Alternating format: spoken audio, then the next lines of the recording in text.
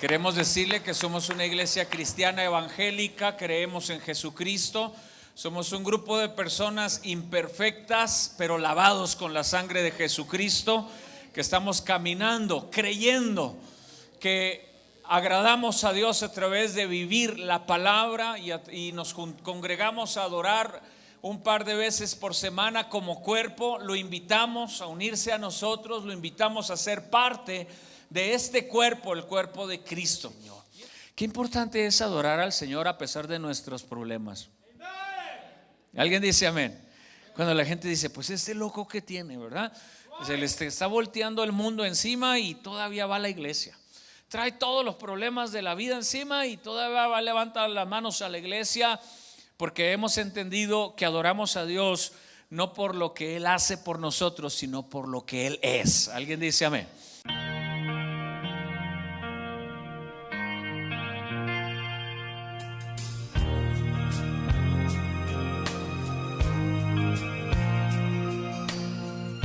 El hombre moderno percibe la fe como un ejercicio de preferencias personales. Sin embargo, la Biblia nos muestra una perspectiva diferente y absoluta. La Iglesia Familia Sinaí presenta el programa Fe Práctica con el pastor Jonathan López.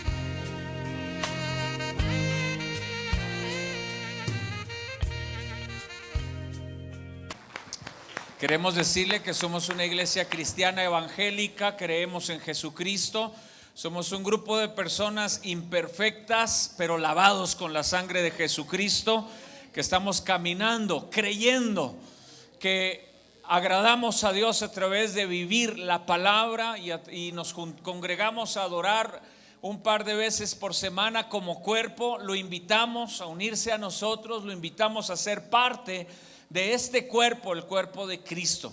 Y esas personas que usted ve al lado suyo solamente son aquellos que un día le dijimos a Jesucristo que sí, y decidimos seguirlo y decidimos vivir para Él y queremos ser sus amigos. Permítanos crear lazos de amistad, de vida cristiana con ustedes. Los líderes de la iglesia y el resto de la congregación al final del servicio se acercarán a saludarle. Quiero saludar también, ¿por qué no le da un aplauso a la gente que nos sigue por redes sociales, hermano? Vamos, denle un aplauso fuerte. Y es una bendición poder llegar a través de las redes sociales con la palabra del Señor. Bueno, déjeme, hoy tengo una predicación rara. No está rara, está bonita. Quizás no tan emotiva como podría ser alguna otra.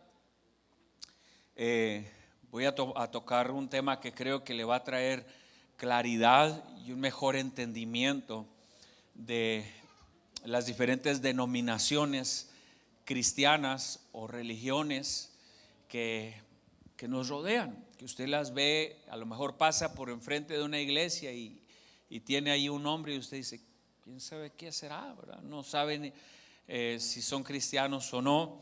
Así que la historia de la iglesia es bastante larga y compleja. Yo este es el mensaje número 15. Hace 15 semanas comencé a enseñar la historia de la iglesia, buscando las verdades espirituales que nos corresponden a nosotros. Pero hay muchas cosas que aprender de ella.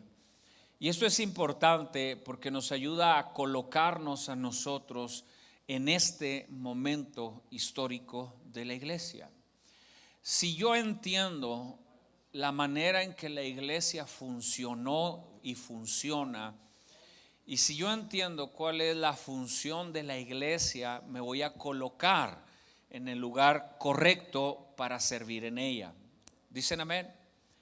Si no, lo que termina siendo la iglesia es una religión más, una tradición más familiar, bonita, agradable, se siente bien, pero no hay una intención de pertenecer a ella ni asumir una función dentro de la iglesia. Ok, usted va pasando por la calle y se va a encontrar con diferentes edificios. Unos dicen iglesia bautista, otro dice iglesia metodista, otro dice iglesia presbiteriana, Y luego los pentecostales ruidosos. ¿Cuántos pentecostales hay aquí? Nazarenos, metodistas, católicos, mormones, testigos de Jehová. Y al final del día usted conoce solamente un par de ellas, pero en las otras a lo mejor dice: ¿cuál es la diferencia entre esta y esta? ¿O de dónde vino aquella? ¿O de dónde vino la otra? ¿No? Déjeme tratar de explicar un poquito cómo llegamos a un mundo tan complejo y con tantas diferentes denominaciones y religiones. Y quiero aclarar que bajo ninguna circunstancia yo estoy aquí para juzgar o para criticar a otras iglesias o denominaciones, y no traigo los guantes para eso. A veces los cristianos somos entrenados para pelear. Y hay iglesias que preparan a su gente para pelear. ¿Alguien quiere venir y pelear conmigo? A veces queremos preparar a la gente para crear grandes peleas de tipo doctrinal, para ver quién tiene la verdad. Y a veces se levantan aquellos que con soberbia y orgullo creen tener la única y suficiente verdad y utilizan su verdad doctrinal y religiosa para golpear a la gente y para lastimar a otros. Y entonces lo que ocasiona es una iglesia en conflicto. Y Jesucristo fundó una iglesia, pero nunca quería que tal iglesia estuviera golpeándose unos a los otros.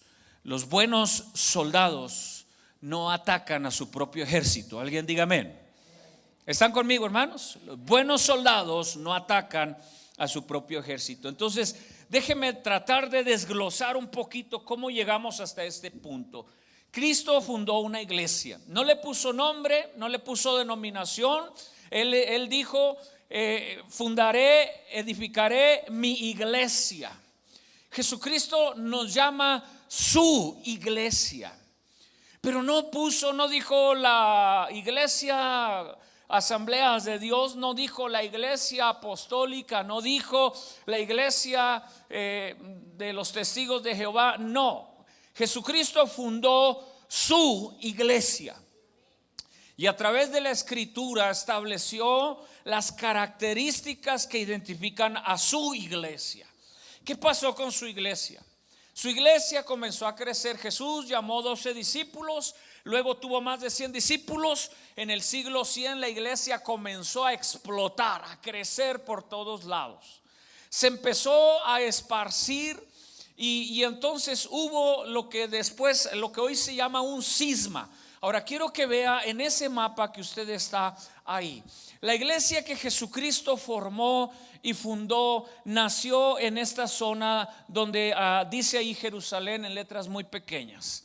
Nace la iglesia en el pueblo de Israel. No podemos entender el cristianismo si no sabemos que el origen del cristianismo estuvo en el judaísmo, que Jesús era un judío. Jesús luego muere y se entrega su vida en la cruz del Calvario y hace un llamado a sus discípulos, a los apóstoles, Mateo 28:19, y les dice: id por todo el mundo y predicar el evangelio. Sí. Y les dice que los bauticen en el nombre del Padre, del Hijo, del Espíritu Santo. Les da una promesa, les dice: he aquí yo estaré con vosotros todos los días hasta el fin del mundo. Entonces esa iglesia comienza a predicar, comienza a crecer. El libro de los Hechos nos enseña cómo Pablo desde Antioquía fue a Chipre. Mire cómo me tiembla la mano, parezco borrachito. Mire, a Chipre, y luego de ahí subió a lo que hoy es Turquía, Asia Menor. Después se pasó al área de Macedonia, lo que era Corintio, Grecia y todo eso.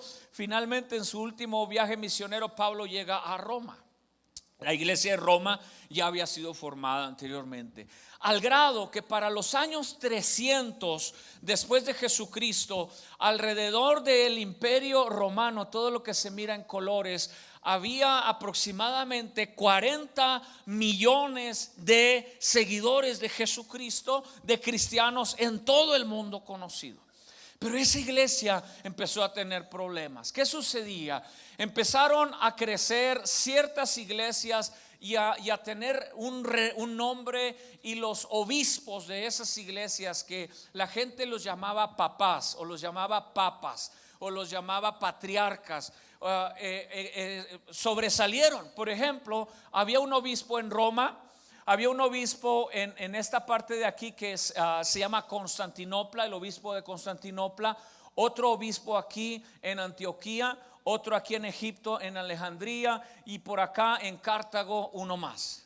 Y había muchos, había otros, pero estos empezaron a sobresalir. El problema es que cuando ellos comenzaron a sobresalir, comenzaron a nacer entre ellos conflictos y empezaron a haber separaciones.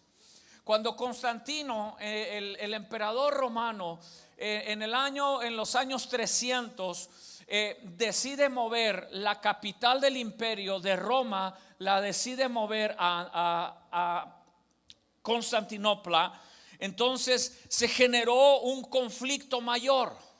Porque hasta ese tiempo el obispo de Roma y la ciudad de Roma era la ciudad principal, porque ahí estaban las oficinas del imperio romano. Y entonces todo el mundo admiraba, respetaba y amaba a la iglesia en Roma. Sucede que Constantino construye una nueva ciudad, Constantinopla, y se lleva el gobierno y las oficinas del imperio romano, se la lleva a Constantinopla, lo cual provocó que ahora ya no Roma, sino Constantinopla era considerada la principal ciudad del imperio romano. Y con esto la iglesia en Constantinopla era ahora de mayor importancia que la de Roma. ¿Usted piensa que eso le gustó al obispo de Roma? No, porque en ese tiempo, para esos años, ya no era un asunto espiritual, sino era un asunto de dinero, y era un asunto de poder, y era un asunto de ver quién mandaba más. Entonces la iglesia que Jesucristo había formado ahora se estaba separando y se estaba dividiendo, y entonces se pusieron los guantes. ¿Cuántos conocen a cristianos peleoneros? No voltea a ver al hermano así como, ¿ya? ¿Verdad? Pero entonces la iglesia se empezó a poner los guantes y empezó a querer crear situaciones de preferencias personales. Para el año 1054 el obispo de Roma mandó un enviado a la iglesia de Antioquía y mandó una bula papal. Y desde ese momento dijo que todos estaban excomulgados en Constantinopla. Se acabó el asunto, se fue. Ellos definieron, los de Roma definieron que ellos serían la única iglesia verdadera establecida por Cristo, porque había estado Pedro. Pedro no fundó la iglesia de Roma, pero ahí murió. Y entonces creó conflicto y se separó la iglesia. Regrésame por favor a la slide anterior, hijo, por favor, a la anterior. Y entonces, a causa de eso, la iglesia que Jesucristo había fundado se subdividió. La iglesia de Occidente, o la iglesia de Roma, y la iglesia del Oriente, la iglesia griego ortodoxa. Entonces la iglesia que había sido una y que Jesucristo había formado, ahora estaba peleada, ahora estaba en conflicto, y ya no era una iglesia, sino ahora eran dos iglesias. Y ese no era el problema es que no se llevaban bien, y el problema es que no se querían. Esa iglesia creció, esa iglesia prosperó, tomó más fuerza. La iglesia de Roma se hizo más poderosa en todos los aspectos. Vinieron papas, murieron papas, se asesinaban entre ellos, a veces mataban a otros por asunto de poder y asunto de dinero. La iglesia estaba corrompida, y entonces Ya llegamos a los años 1500. Un monje agustino llamado Martín Lutero, en los años 1500, siendo él sacerdote de la Iglesia Católica y observando el tipo de corrupción que había en ella, entonces comenzó un intento de reformar a la Iglesia Católica. La Iglesia Católica, en lugar de aceptar que estaban equivocados doctrinalmente y que estaban cometiendo errores, lo que hicieron fue perseguir a Martín Lutero, lo excomulgaron, lo sacaron, y de ahí nació lo que se llamó la época de la Reforma. Y de ahí nacimos los protestantes. Desde Martín Lutero fueron llamados, esos seguidores de Martín Lutero fueron llamados protestantes, ¿ok? Sé que estoy repasando mucho de lo que yo ya había dicho, pero ahora voy a irlo reconectando para entender el tema de las diferentes denominaciones. Entonces, de la Reforma, desde Martín Lutero en los años 1500 en adelante, surgieron varias de las denominaciones que usted hasta el día de hoy conoce. La Iglesia Luterana evidentemente toma el nombre de Martín Lutero. Cuando usted pasa enfrente de una iglesia que dice Iglesia Luterana, pues es precisamente el resultado de la Reforma. Son cristianos que salieron de la Iglesia Católica porque la Iglesia Católica se había corrompido y no estuvo dispuesta a reformarse. Entonces nacieron diferentes grupos. Yo solamente puse unos que son los que usted mira normalmente alrededor de la ciudad, pero nació la Iglesia Luterana. ¿Qué es la Iglesia Luterana? Pues bueno, es muy parecida a la Iglesia Católica Romana, con doctrina más bíblica. La Iglesia Católica Romana se separó de la sana doctrina, lamentablemente, adorando imágenes y todas esas cosas. Lo que hizo la Reforma fue regresar a la doctrina bíblica, y entre ellos es la Iglesia Luterana. También salió la Iglesia Presbiteriana. No tengo todo el tiempo para ir una por una, pero nada más que usted entienda que estas iglesias, tanto la luterana, presbiteriana, también son iglesias que son protestantes, son iglesias cristianas, como nosotros. Algunas cosas pensamos diferente, pero al final del sermón voy a aplicar una verdad espiritual a eso. ¿Ok? Nació la iglesia, y luego un grupo que se llamaban los anabautistas o anabaptistas. ¿Qué era este grupo? Pues era un grupo precisamente de los de la Reforma que surgieron, que ellos no creían en el bautismo de infantes, creían que solamente los adultos se tenían que bautizar y que era necesario rebautizar a aquellos que habían sido bautizados de niños, porque en la Biblia ellos no encontraron ninguna razón, ningún ejemplo de bautismo de menores. Por eso la iglesia, nosotros no bautizamos infantes, bautizamos personas que están conscientes de su fe. Bautizamos personas porque no encontramos en ninguna parte de la escritura una razón para bautizar bebés. Y de esos anabautistas salieron los menonitas. ¿Cuántos conocen menonitas? Aquí está uno, mire. Así me decían en el pueblo, nos decían los menones, ¿verdad? Los menonitas. Y de esos nació la iglesia menonita. De esos los menones, de hecho, fueron un grupo de europeos. Todo el mundo dice que eran alemanes. Realmente no eran nada más alemanes. Eran personas de diferentes partes de Europa que profesaban la fe y las enseñanzas de los anabautistas. Y el líder más famoso de ellos fue Menón, ¿verdad? Por eso de ahí toman el nombre de menonitas. Entonces, cuando a ellos no los querían en Europa, los persiguieron, hubo muchos conflictos, y ellos se esparcieron por diferentes partes del mundo y llegaron a la zona de México, ahí en Cuauhtémoc. ¿Cuántos conocen los menonitas de Cuauhtémoc? Pero hay muchos, ¿verdad? No solamente en Cuauhtémoc, hay en otros países. Y ellos trajeron el evangelio. Y una historia personal de esto es que si yo soy cristiano, a lo mejor esto no lo sabía usted, si yo soy cristiano hoy, Es porque mi papá, cuando era niño, asistía a una iglesia de menonitas. Y entonces ahí le sembraron el evangelio, ahí le llegó un poquito la chispa del evangelio. Con el paso de los años se hizo cristiano, y de ahí nosotros venimos como cristianos, porque de ese grupo de los anabautistas o anabaptistas nacieron los menonitas, y ellos también esparcieron el evangelio. Luego de ese grupo surgieron también lo que hoy es la iglesia bautista. La iglesia bautista es una iglesia cristiana igual que nosotros. No somos mejores que ellos, tampoco ellos son mejores que nosotros. Profesamos la misma fe en Jesucristo, solo que adoramos diferente. Ellos no adoran en la misma manera que adoramos nosotros. Ellos son más pasivos, son un poquito más tranquilos. Nosotros somos más escandalositos, ¿verdad?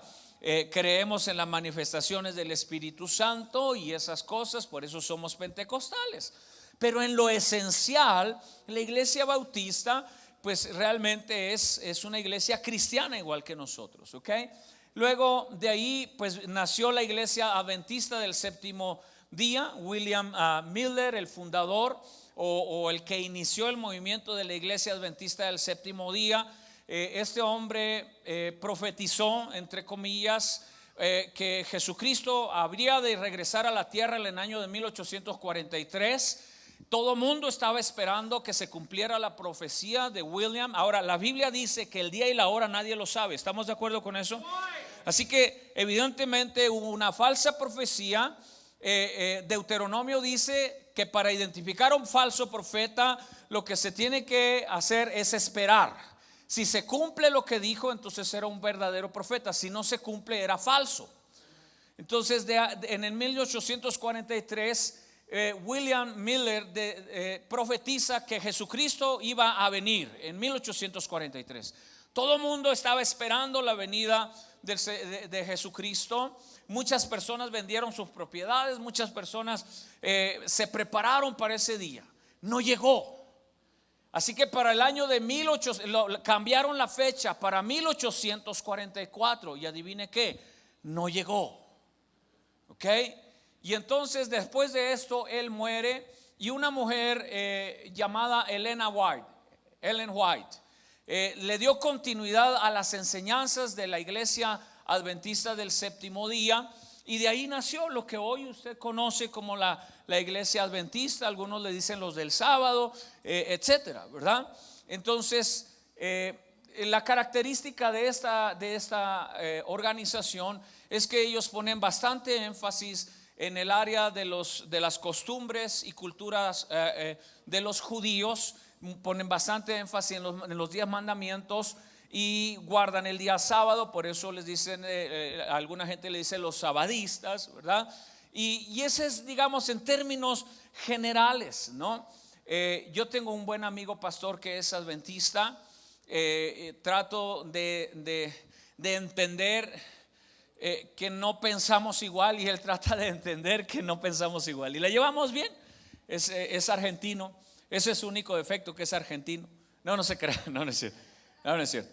Y luego un hombre, Carlos Taze Russell, observando enseñanzas de los adventistas, posteriormente fundó a la organización de los Testigos de Jehová. Los Testigos de Jehová, doctrinalmente, sí hay una diferencia que creo que los separa de ser la iglesia de Cristo, porque ellos rechazan a Jesucristo como igual a Dios. Ellos colocan al Espíritu Santo en solamente como una energía y no como la tercera persona de la Trinidad.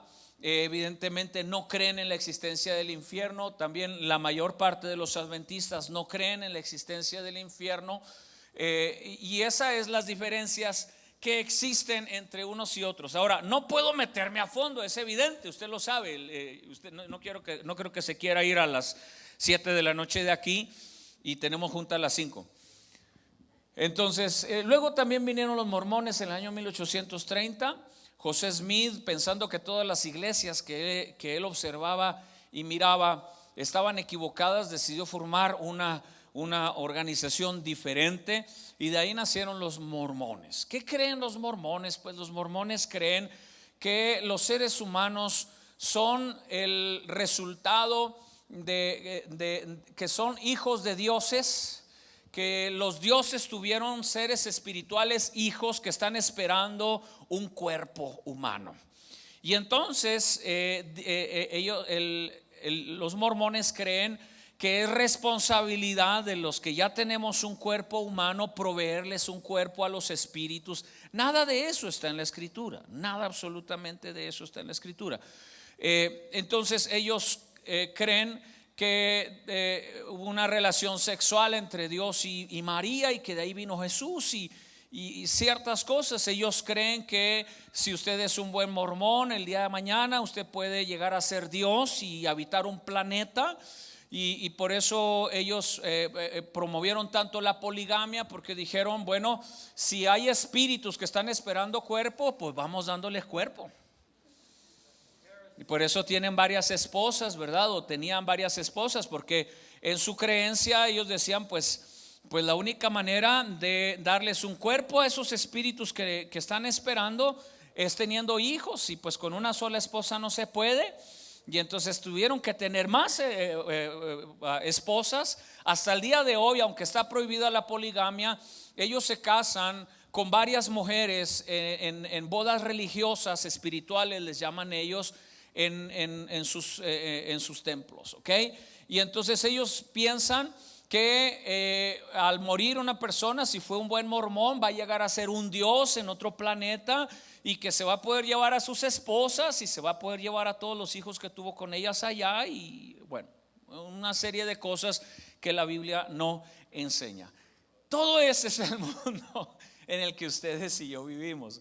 Ahora, permítame tratar de ir aterrizando a nosotros, a ver cómo llegamos aquí hasta donde estamos. ¿Están listos? ¿Me están siguiendo? ¿Está muy fea mi plática? ¿Está muy fea? ¿Sí, Yuli? No, ok. Entonces, si estaba muy fea, se aguantan. Ay, es que yo estoy cambiando el de acá, no el de allá. Ok, ponme la siguiente slide. ¿Qué sucedió? Bueno, hay otra rama, voy a decirla así, no sé cómo explicarlo.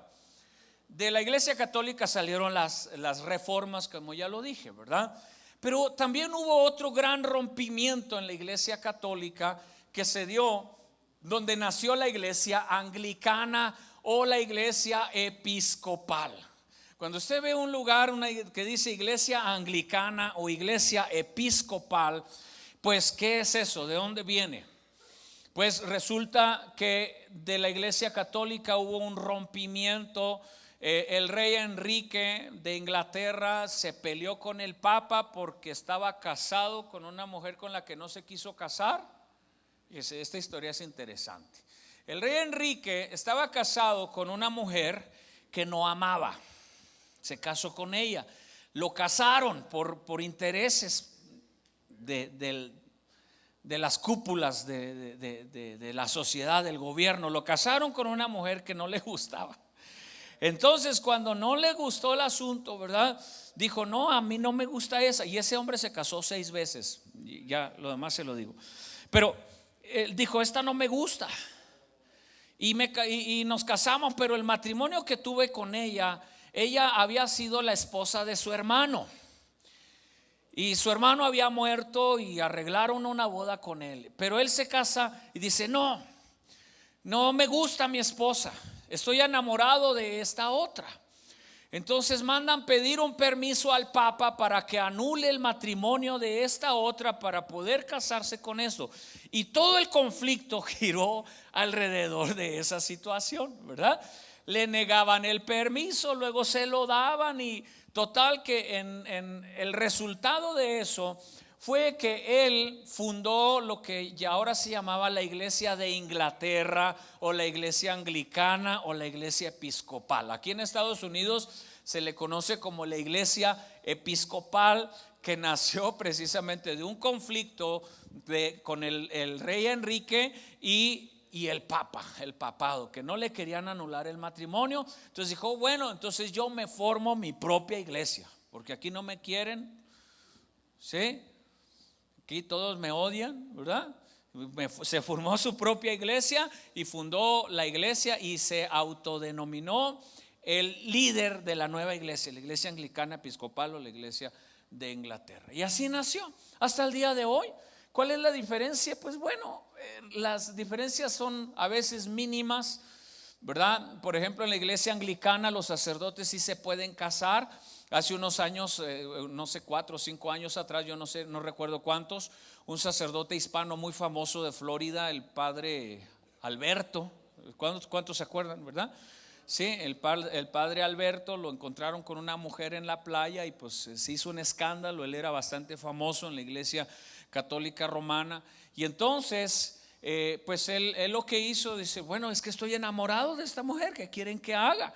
Entonces lo que él decidió fue irse de la iglesia católica y se movió a la iglesia episcopal, donde sí le permitían casarse. Y cosas, esas son las diferencias y ese es más o menos el origen de eso. Bueno, luego tenemos a la iglesia metodista. De la iglesia anglicana se levantó un hombre llamado Juan Wesley.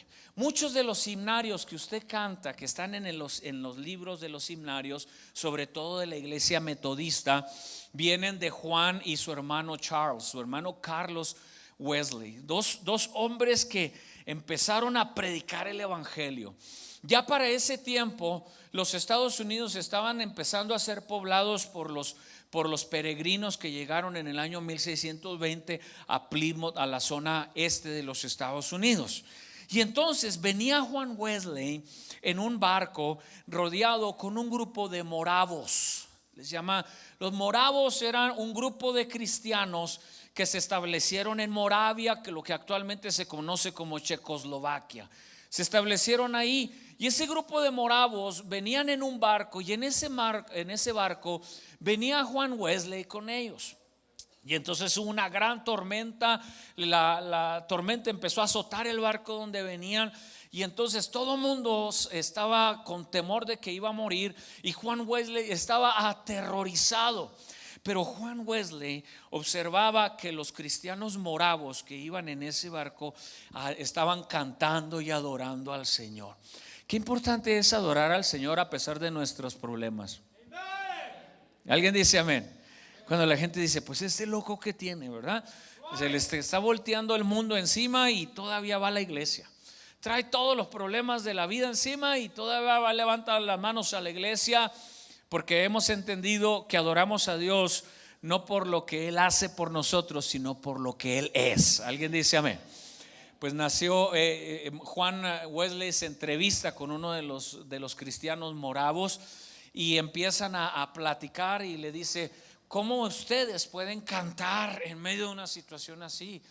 Y entonces comienza una conversación y le dice el moravo a Juan Wesley. Juan Wesley era un sacerdote, era un pastor de la iglesia anglicana y le dice, ¿eres salvo? Le pregunta, y era un sacerdote y le dice, ¿has tenido una experiencia con Jesucristo?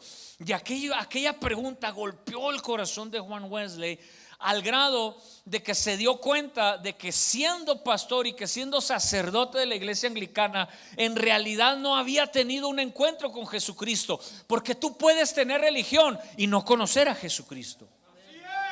Porque tú puedes ser sacerdote, ministro, pastor de X o Y iglesia o religión, pero si no has tenido un encuentro, una experiencia personal con Jesucristo, tú sabes de Jesucristo, pero no conoces a Jesucristo.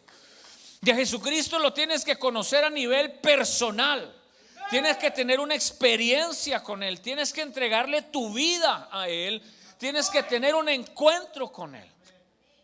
Con el tiempo sucedió que Juan Wesley, ya habiendo llegado a los Estados Unidos, porque venían hacia acá de Europa, Juan Wesley entrega su vida a Jesucristo y tiene una experiencia y empieza en ese tiempo a predicar. Uno de los más grandes predicadores que ha dado la historia se llama Juan Wesley. Predicaba decenas de veces en el día. Se predicaba en un lugar y se movía al otro y de ahí al otro y de él, predicando y predicando y predicando la palabra del Señor. En algún punto tuvo que un conflicto con la iglesia anglicana y de ahí nació la iglesia metodista. Les llamaban metodistas porque se reunían a estudiar la escritura, a estudiar la Biblia, y entonces eran muy metódicos en la manera en que lo hacían. Y de ahí nació lo que hoy se llama la iglesia o la denominación metodista. De la denominación metodista nació luego un nuevo movimiento que se llamó la iglesia de santidad. ¿Por qué surgió este movimiento? Porque algunos observaron que la iglesia metodista o los seguidores de Juan Wesley se habían estado apartando de la santidad a Dios. Y entonces formaron un nuevo grupo, un nuevo movimiento que se llamaba Movimiento de Santidad. De ahí nació la iglesia del Nazareno, la iglesia de Dios. Ustedes no sé si han visto algunas iglesias, así se llama la iglesia de Dios, una denominación. De ahí vino el ejército de salvación que usted conoce, que hoy proveen ropa y muchas cosas. Se originó de los movimientos de santidad. De ese movimiento de santidad, un negrito llamado William Seymour, de ahí nació. Entonces William Seymour empezó a escuchar acerca del nuevo mover, o no nuevo, sino del renacer pentecostal que empezó a surgir en Topeka, Kansas. Y entonces William Seymour empezó a escuchar que había el bautismo del Espíritu Santo con la evidencia física de hablar en otras lenguas. Y entonces William Seymour, cuando escucha eso, un día se va a California, en la calle Azusa, que todavía está ahí esa esquina, ese lugar, en la esquina de la calle Azusa, y comienza a predicar William Seymour en esa esquina de la calle Azusa en California. Y empieza a caer el Espíritu Santo en aquella esquina de una manera gloriosa. Las personas, los servicios duraban 24 horas. No se vuelva a quejar de mis sermones de una hora. Los servicios duraban 24 horas, hermano. Aquel era un mover del Espíritu Santo. Las personas estaban siendo sanadas, bautizadas en el Espíritu Santo.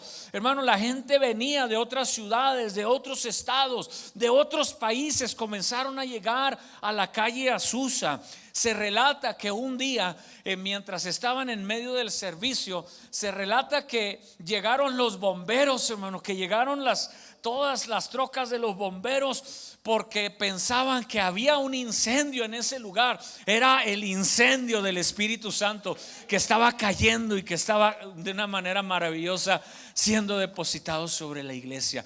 1906 fue ese renacer del movimiento pentecostal en la calle Azusa a través de este negrito llamado William Seymour. O Seymour. Este negrito, hermano, fue, digamos, el padre del renacer del pentecostalismo en la iglesia de Cristo. Empezaron a venir predicadores a la calle Azusa para recibir el don del Espíritu Santo, y comenzaron a salir, hermano, a sus ciudades ya bautizados en el Espíritu Santo, predicando en el poder del Espíritu Santo a otros países. Misioneros venían, eran bautizados y se regresaban a llevar esta nueva experiencia de la iglesia nueva para ese tiempo a otras ciudades. Hoy, nada más de las asambleas de Dios a nivel mundial, nada más, yo no conozco las estadísticas de todos los pentecostales en el mundo, pero conozco las de Asambleas de Dios. Aproximadamente hoy, de 1906 a la fecha, 65 millones de pentecostales se reúnen en iglesias de las Asambleas de Dios alrededor del mundo. Alguien da gloria al Señor por eso. Así trabaja Dios, así trabaja Dios. Entonces en 1906 nace ese movimiento pentecostal. Como todas las cosas, se empieza a corromper, porque cuando el diablo, tú tienes que entender esto, que cuando el diablo mira un mover de Dios, el diablo va a tratar de estorbarlo, o va a tratar de contaminarlo, o va a tratar de torcerlo. Entonces muchas de las experiencias que se vivían a través de los primeros años del renacimiento del pentecostalismo, empezaron a ser grotescas y empezaron a hacer cosas que no eran bíblicas, porque hay un montón de pentecostales desquiciados que hacen cosas que no son bíblicas. Sí, ya se me enojaron. Ya, ladrar como un perro en la iglesia no es bíblico. Seamos honestos. Hello. Digo, nosotros somos pentecostales, pero yo digo, somos pentecostales normales. A ver, levanten la mano los pentecostales normales, los normalitos.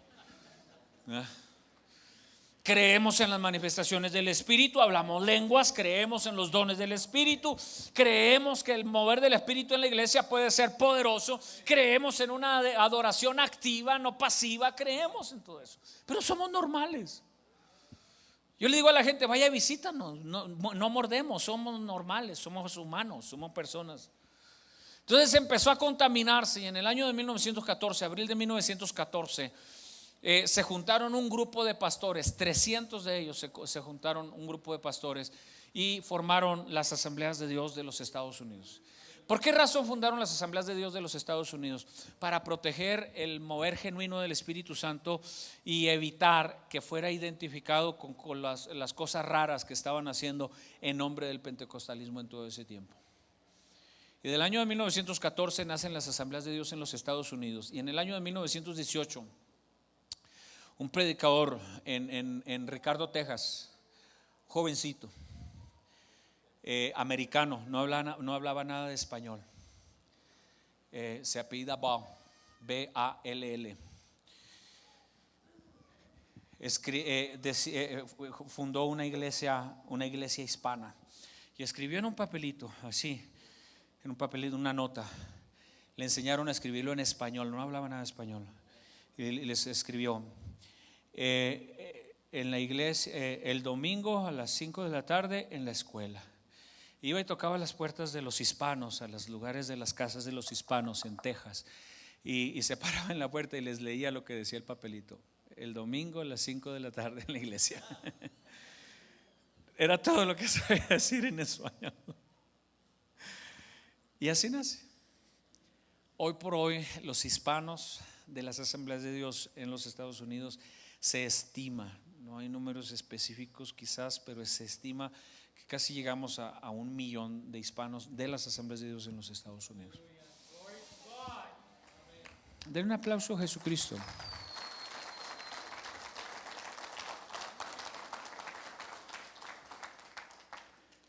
¿Qué predicamos? ¿Una denominación? No. Yo no estoy aquí para exaltar a las Asambleas de Dios. Estoy aquí para explicarle a usted una cosa. Estamos aquí y tenemos una función mientras estamos aquí.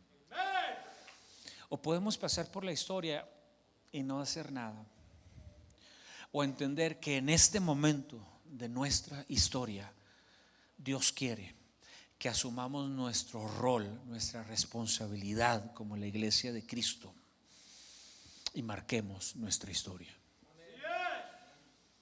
Porque en 50 años alguien estará contando esta parte de nuestra historia.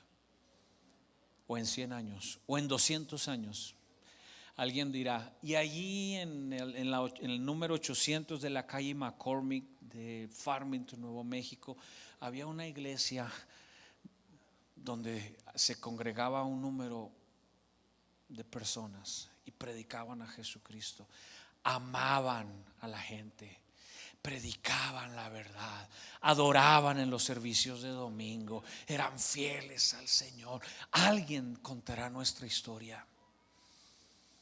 Tenemos una función en esta parte de la historia. Templo Sinaí pertenece a las Asambleas de Dios de los Estados Unidos, a la parte hispana de las Asambleas de Dios de los Estados Unidos. Pero Templo Sinaí no predica Asambleas de Dios. Templo Sinaí predica a Jesucristo. Templo Sinaí predica a Jesucristo. Alguien dele gloria al Señor, hermanos, en esta mañana. Alguien puede gritar gloria a Dios esta mañana, hermano? Porque somos la iglesia de Cristo. Sí, ya les conté toda la historia. Muchas veces se corrompió, se dividió, se separó, que no se querían, que había conflictos, pero siempre hubo un grupo de personas que quiso ser fiel a Dios y que se guardó para Dios, y que miraba a su iglesia más que una religión, la miraba como el cuerpo de Jesucristo. Buscaba a Dios por motivos correctos y vivía para Dios por motivos correctos. Y esa es la iglesia que queremos ser. No queremos ser la iglesia religiosa que trae los guantes puestos. No queremos ser la iglesia religiosa que va a aprovechar cada momento para darle en la cabezota al que no piensa igual. No queremos ser una iglesia peleonera, cristianos peleoneros que se andan peleando con los bautistas porque no hablan lenguas.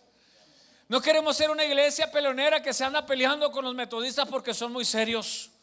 No queremos ser una iglesia que trae los guantes puestos para lastimar y golpear a otras iglesias, denominaciones, incluyendo religiones y sectas. Estamos aquí para predicar la verdad de Jesucristo, para hablar del Rey de Reyes y Señor de Señores, y entender que golpear a otras personas no sirve de nada,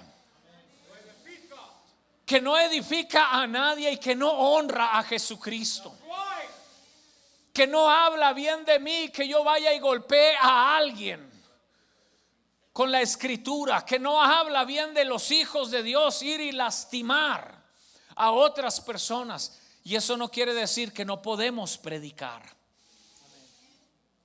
La escritura dice, segunda de Pedro capítulo 3 verso 15.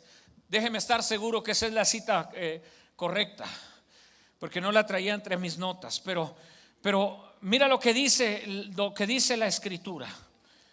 Segunda de Pedro capítulo 3 verso 15. Primera de Pedro es. Mira lo que dice la Biblia. Si nos santifiquen al Señor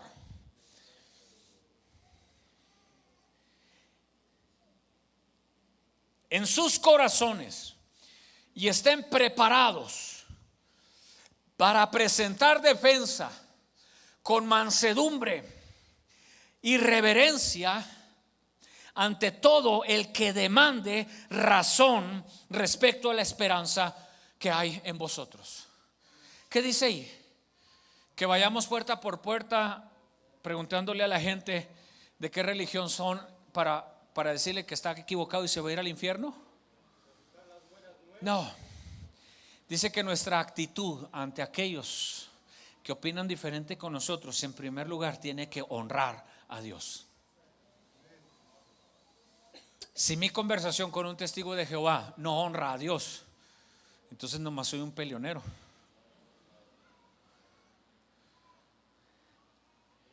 Si mi predicación no honra a Cristo, dice ahí, santificad al Señor. En otras palabras, tenemos que representar bien a Dios ante otras personas de otras denominaciones y aún de otras religiones. ¿Quiere decir que no podemos hablar nuestras diferencias doctrinales? No, sí podemos hablarlas. Claro, podemos discutirlas, siempre honrando a Dios, siempre.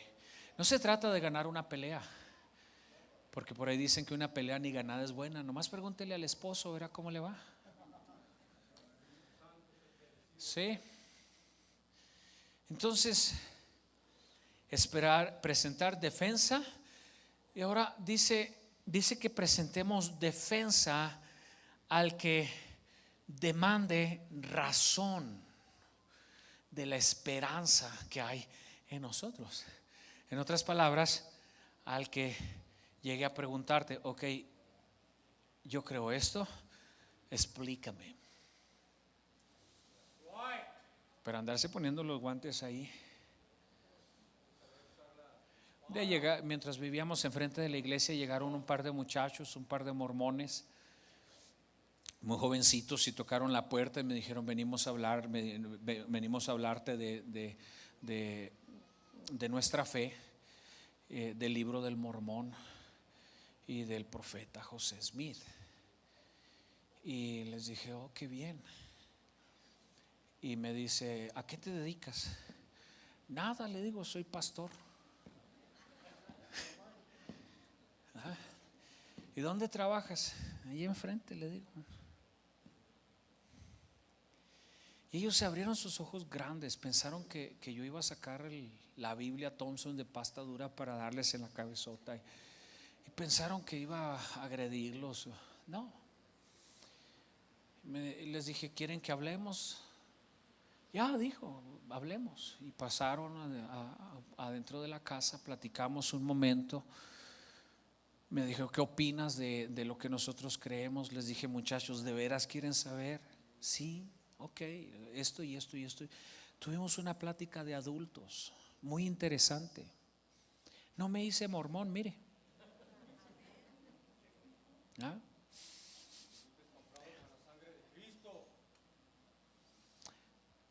Con respeto les hablé de Jesucristo. No sé cuánto, unas 2 o 3 semanas después, ellos llegaron y estaban sentados ahí escuchando una de mis predicaciones. Tampoco puedo decir si se convirtieron o no, porque ya no volví a verlos. Pero saben, nuestra actitud dice mucho. Cuando entablamos una conversación de tipo religioso con las personas solo con el objetivo de ganar una pelea doctrinal o religiosa, eso no honra a Dios. Si al final de una plática con un mormón, un testigo de Jehová, una persona de otra denominación, tú logras predicarles a Jesucristo, darles el mensaje de esperanza, predicarles del amor del Señor y traerlos a Jesucristo, esa es la victoria más grande que puedes tener. Esa es la victoria más grande que puedes tener. Eso no significa que esto es ecumenismo, en el que todos somos hermanos y creemos en el mismo Dios y que todas las religiones nos llevan a Dios. No. Estoy hablando de la manera respetuosa, honrosa de poder predicar a Jesucristo sin tener que andarnos peleando con alguien. Alguien dele gloria al Señor. ¿Cuál es la verdadera iglesia de Cristo entonces? Ponme esa porque esa pregunta está buena ahí. ¿Cuál es la verdadera iglesia de Cristo entonces? Déjame te digo lo que dice la Escritura, 2 Corintios 11:4. Porque si viene alguno predicando a otro Jesús que el que os hemos predicado. Este está Pablo escribiéndole a la iglesia en los Corintios. Dice, si viene predicando ¿a quién? Diga conmigo, otro Jesús. Hijo, ponme la siguiente slide, por favor. Si viene predicando a otro Jesús. Atención con eso, cuidado. Y dice, o si recibís otro, ¿qué? Espíritu. U otro, ¿qué? Evangelio, que el que habéis aceptado. Pablo le reclama a la iglesia y les dice, ustedes toleran eso. Ahora, lo que a mí me dice esta cita bíblica, que alguien puede estar predicando de Jesús que es otro Jesús, no es el de la Biblia.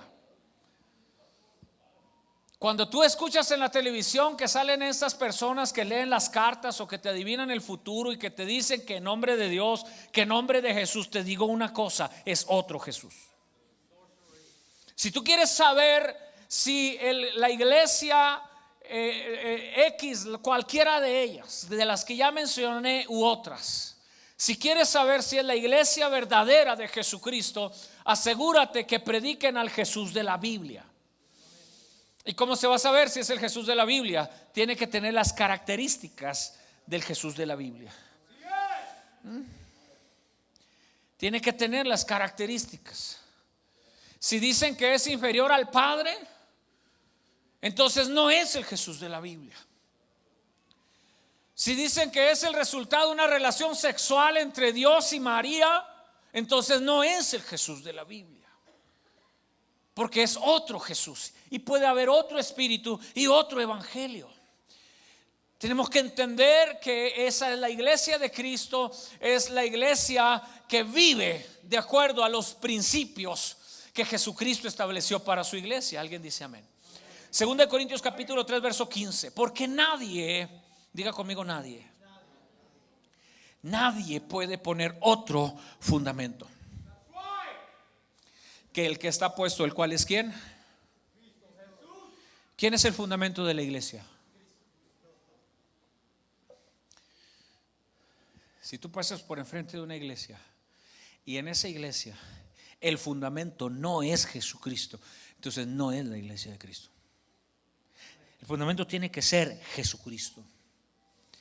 Si ese fundamento es un profeta de ellos, cualquiera que sea, José Smith o T. Russell o Rutherford o cualquiera de ellos, entonces no es la iglesia de Jesucristo. Cristo tiene que ser el centro de su iglesia, porque no puede haber un cristianismo sin Cristo. Porque nadie puede poner otro fundamento que el que está puesto, el cual es Jesucristo. Y si sobre este fundamento alguno edificare, deme toda su atención en estos siguientes minutos. El fundamento es Jesucristo. ¿Sí? Ahora, fíjense lo que dice. Y si sobre este fundamento, ¿cuál fundamento? Jesucristo. ¿Sí? Si sobre este fundamento alguno edificare, ¿qué? Oro, plata, piedras preciosas, madera, heno, hojarasca, la obra de cada uno se hará manifiesta, porque el día la declarará, pues por el fuego será revelada, y la obra de cada uno, cual sea, el fuego la probará. Si permaneciere la obra de alguno que sobreedificó, ¿sobre qué? Sobre Jesucristo. Jesucristo sigue siendo la fundación, sigue siendo el cimiento. Si permaneciere la obra de alguno que sobreedificó sobre Jesucristo, recibirá ¿qué? Recompensa. Atención con esto. Y si la obra de alguno se quemare, él sufrirá ¿qué? Pérdida. Pero me gusta esa parte que dice: si bien él mismo será salvo, aunque así como por fuego. Entonces, si Jesucristo es el centro,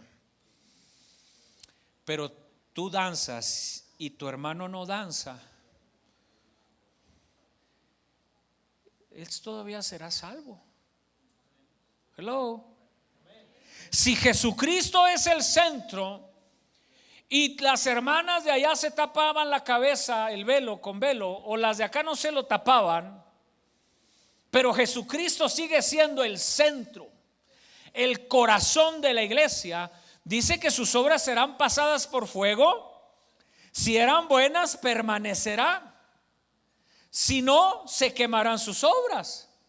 Pero de todos dice que será salvo. Gloria a Dios, ¿verdad? Entonces déjenme lo explico más o menos de la siguiente manera.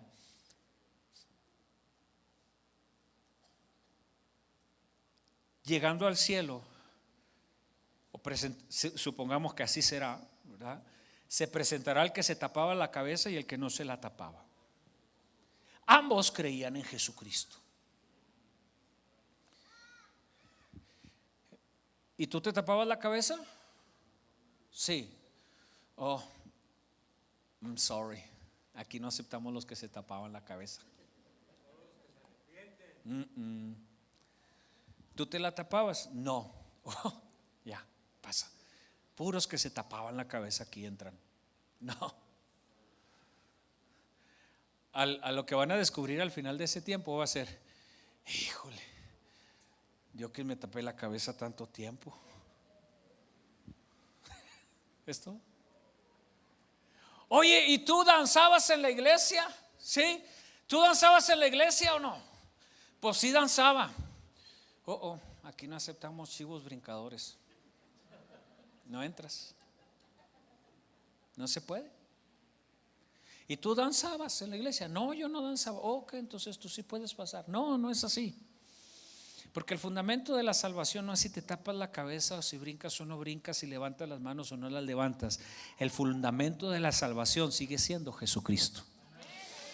¿Quieres dar un aplauso a Jesucristo por eso? Porque lo que la Escritura está diciendo acá, dice que Él mismo será ¿qué? Salvo. Lo único que va a decir: híjole, pues pude haber, estábamos en una iglesia, ya tengo que terminar, pero bueno, no. Estamos en una iglesia en Chihuahua, estaba un frío tremendo, la helada más fuerte en 50 años. Iba a Stamburguet, mi amigo, el que ustedes conocen, estábamos en esa iglesia. Íbamos a una iglesia pentecostal, la iglesia donde yo me congregaba. Estaba un frío, iba a decir infernal, pero no sería frío, ¿verdad? Estaba un frío glacial, se mejor. Oiga, calaba hasta los huesos, ¿verdad? Y mi amigo estaba pensando que era México, no llevó abrigo. Dijo, no, en México está calientito. Pensó que íbamos a Cancún. Íbamos a Chihuahua, estaba frío esa mañana. Yo traía un abrigote, hermano, de esos bien suaves, grandotes, ¿verdad? Y yo, pues no se lo presto, ¿para qué no trajo chamarra? Y estábamos en el culto, empezó el servicio y empezó la alabanza. Y pues la iglesia, se le había acabado el gas a la iglesia.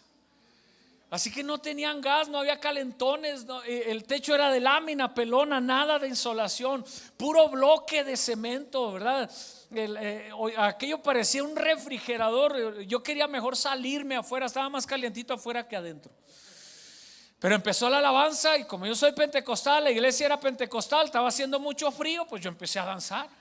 Sí, dije yo aquí la voy a lograr, pero este es bautista, pobrecito, ¿cómo le va? Este no danza, no traía chamarra y luego era bautista y no podía danzar porque en su doctrina no se danza, en su iglesia no se danza. Y dije, pues pobrecito, a ver cómo le va. Y yo iba a predicar ese día, yo prediqué mi sermón de 2 horas y aquel estaba así. Nunca me ha perdonado por todo lo que diré predicando ese día. Pero de verdad creemos, en serio creemos que esas hojarascas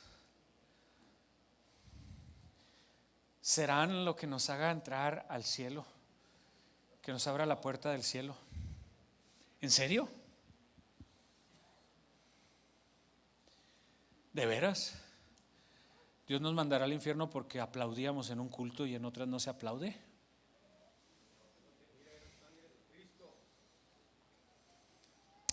Que nadie te ponga otro fundamento, ¿me entiende?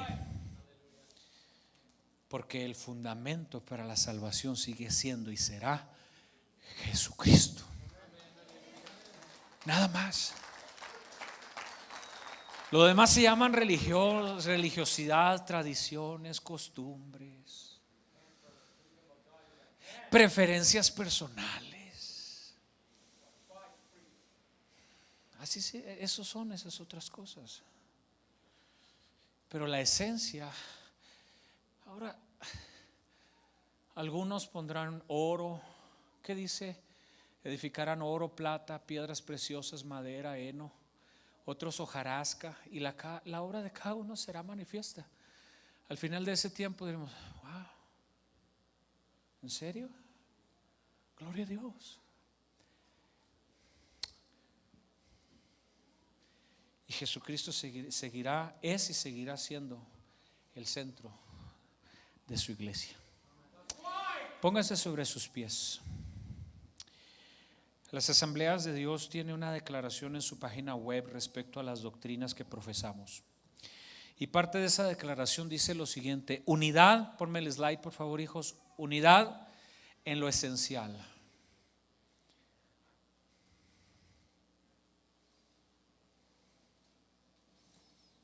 Y respeto en lo no esencial. Que soy ecumenista y que no soy. Verdaderamente creo que hay religiones, enseñanzas, doctrinas, sectas que son antibíblicas y peligrosas. Me parece muy peligroso que la iglesia de los testigos de Jehová asuma que no hay infierno, porque quizás cuando descubra que si hay o no hay, y sea demasiado tarde ya el asunto. Es peligroso eso, es una doctrina esencialmente peligrosa. ¿Sí? Porque ya es el punto de no retorno, ya es el momento, o sea, quizás se dé cuenta demasiado tarde. yo no predicaría una cosa así, porque yo pondría en riesgo no solamente mi salvación, sino la de ustedes. Porque en la Biblia encontramos suficientes citas bíblicas y evidencia de la existencia del infierno. Y si yo cierro los ojos porque mi doctrina dice que no hay, y yo como pastor les enseño eso, los pongo a ustedes en el límite del peligro.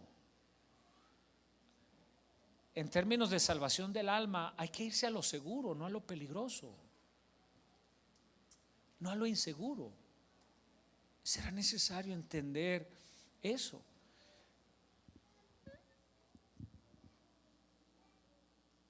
Unidad en lo esencial y respeto en lo no esencial.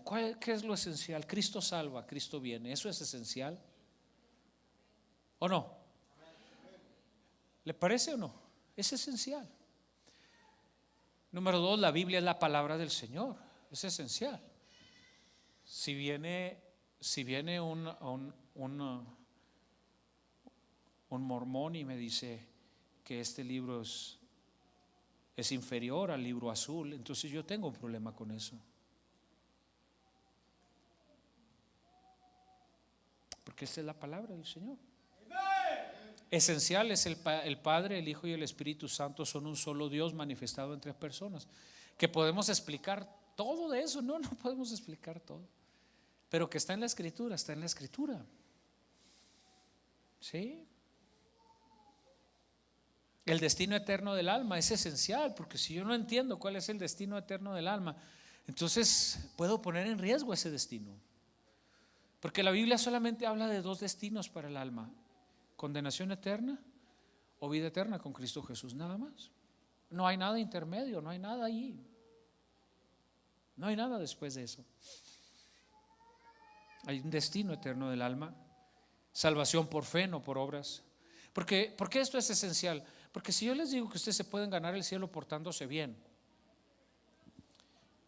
pues nadie va a llegar. Digo, seamos honestos. ¿O sí? ¿Quién es aquí suficientemente bueno y santo como para concluir que a través de tus obras puedes llegar al cielo porque eres bien bueno? No. Entonces es a través de, dice Efesios capítulo 2 verso 8, 9, porque por gracia sois salvos por medio de la fe. Y esto no es de vosotros, dice, pues es un don de Dios, regalo de Dios, la salvación. Y la santificación, porque la Biblia dice que sin santidad nadie verá al Señor. Eso yo diría es esencial. Concluyo con esta cita bíblica última. Para que no seamos niños fluctuantes, llevados por doquiera de todo viento de doctrina, por estratagema de hombres que para engañar emplean con astucia las artimañas del error, sino que siguiendo la verdad en amor. Diga, seguir la verdad en amor.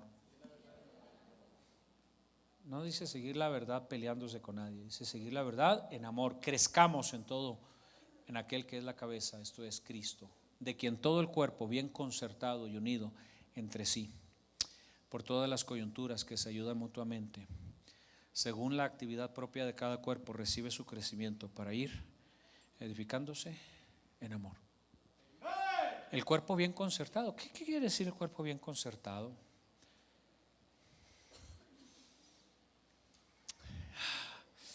Ya no tengo tiempo, ya nos tenemos que ir. Cierro. Me dejan cerrar mi sermón. La Biblia habla, escucha, habla del amor de Dios, la bondad de Dios. Habla de la misericordia de Dios y habla de la longanimidad de Dios. Déjenme les explico rápido esto. El amor de Dios y la bondad de Dios no consiste en que Él ama a todos los pecadores. Atención, porque la corriente que hoy está en las iglesias dice que Dios ama a todos los pecadores. No, Dios no puede amar el pecado. ¿Sabes por qué? ¿Qué quiere decir el amor de Dios para con nosotros? En que siendo aún pecadores, Cristo murió por nosotros. Entonces, el amor de Dios consiste en que a pesar de mi pecado, si yo me arrepiento, Él me ama. En eso consiste el amor de Dios. Él no consiste en que Él me ama porque soy pecador, no. Consiste en que si me arrepiento, su amor está disponible para mí. Eso es el amor de Dios. Y luego la misericordia de Dios. Justicia es darle a cada quien lo que merece. Misericordia es darle algo a alguien que no se lo merece. Entonces, cuando hablamos del amor de Dios, es que Dios se mueve no solamente a nivel de amor, se mueve a nivel de misericordia. Y va un poco más arriba, más allá. Pero la longanimidad de Dios quiere decir tolerancia. Hay cosas que Dios nunca va a aceptar, solamente las tolera. Y las tolera por un periodo de tiempo.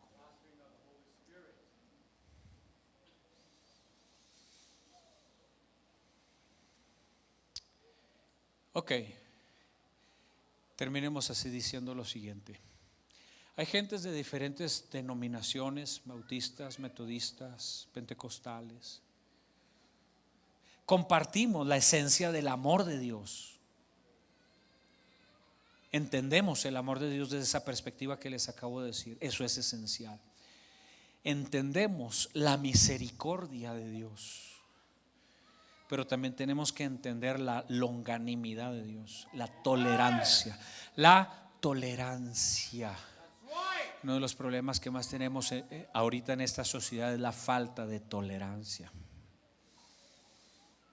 Falta de tolerancia política. Si eres rojo, te aborrecen los azules. Y si eres azul, te aborrecen los rojos. Y si eres trompista, te aborrecen los antitrompistas. Y si eres antitrompista, te aborrecen los trompistas. Falta de longanimidad, falta de tolerancia por el color de piel, por la cultura, por el idioma que se habla. Y lo peor de todo esto es cuando vemos a una iglesia dividida entre ella misma. Porque habla lenguas o no habla, porque va el sábado a la iglesia o va el domingo, porque brinca o no brinca. Pasen los de alabanza, hermano. Quiero que voltees y veas a tu alrededor. Mira, y ve a esas personas, todos son diferentes. Todos son diferentes. Pero a pesar de eso, a pesar de ser diferentes, somos el cuerpo de Cristo. Somos la iglesia de Dios. Quiero que cierres tus ojos por un momento.